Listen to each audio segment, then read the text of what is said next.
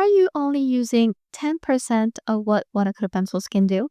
If you think it's just about coloring and brushing on water, then yes, and you're missing the best part. But in this video, you're about to see how effortlessly they can create beautiful art with no mess, no overthinking, and definitely no streaks. Hi, I'm Françoise. Welcome back to my channel. You're a go-to place for watercolor and watercolor pencil art that looks loose and realistic all at once. First, let me show you how quickly and easily you can create a silky smooth background, something most people don't even know is possible with watercolor pencils. I'm using my all-time favorite Sandpaper Technique. It completely changed the game for me. And here's how it works. I block in my main colors by gently rubbing the pencils on sandpaper over a watercolor sheet, and the pigment dust lands exactly where I want it. Then I adjust the placement by smudging it in circular motions with a paper towel. And this is a great technique to start a painting with because there are no streaks at all. It feels fun and creative. It's incredibly easy to get gradients thanks to the paper towel. And the tools are cheap and easy to find, just sandpaper and a few tissues. It's also going to expand your creative options tenfold. You can go from abstract textures to hyper-realistic art. And yes, all watercolor pencils and water-soluble pencils from Faber-Castell and Derwent are non-toxic, even when colors bear names that start with cadmium, cobalt, etc. Both companies confirm that, and if you're using other brands, I'd recommend to double check that using dust is fine. Before we keep going, just a heads up. So the stand technique unlocked so much for me that I built an entire watercolor pencil mastery course around it where I use this as well as other techniques that I know also create streak-free paintings, and you can basically paint anything you wish.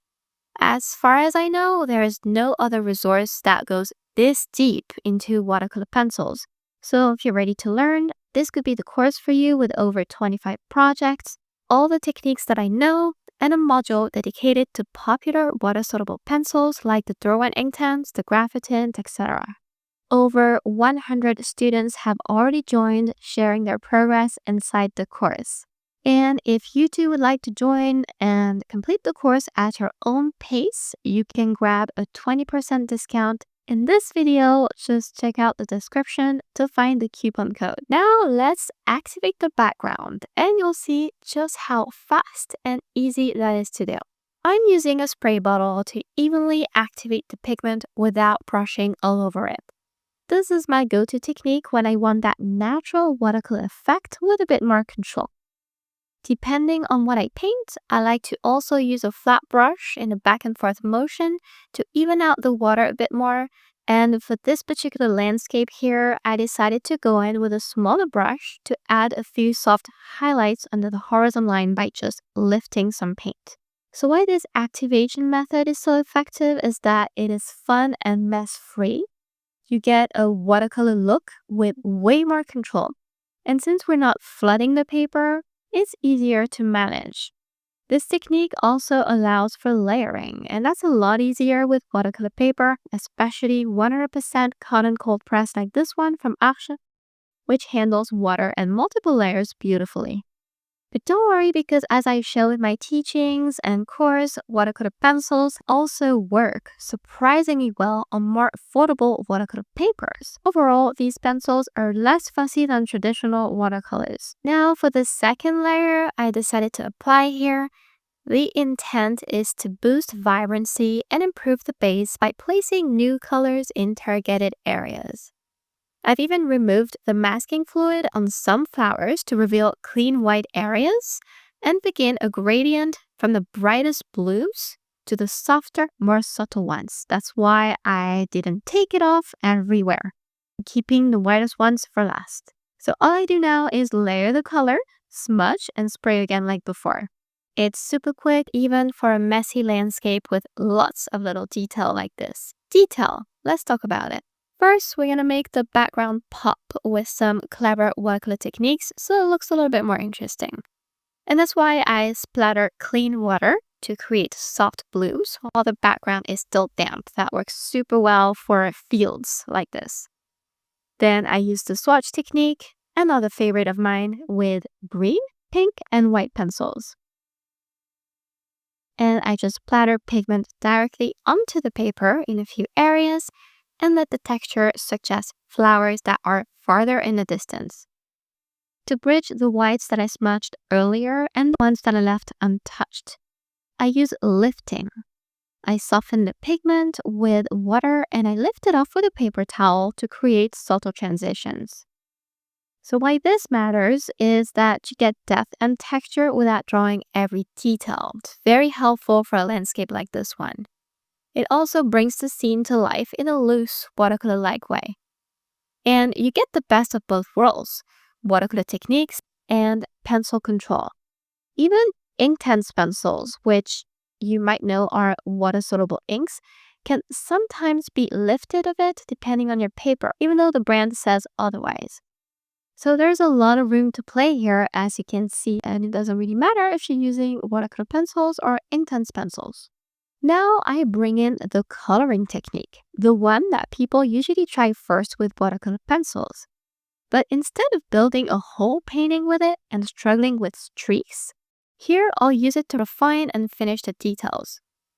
In some cases, I'll use it right away in a painting, and that's something my course will teach you, when to use what technique and how to do it. After removing the rest of the masking fluid, I colored pink into the brightest florals and I gently activate it with a brush to keep most of the white showing.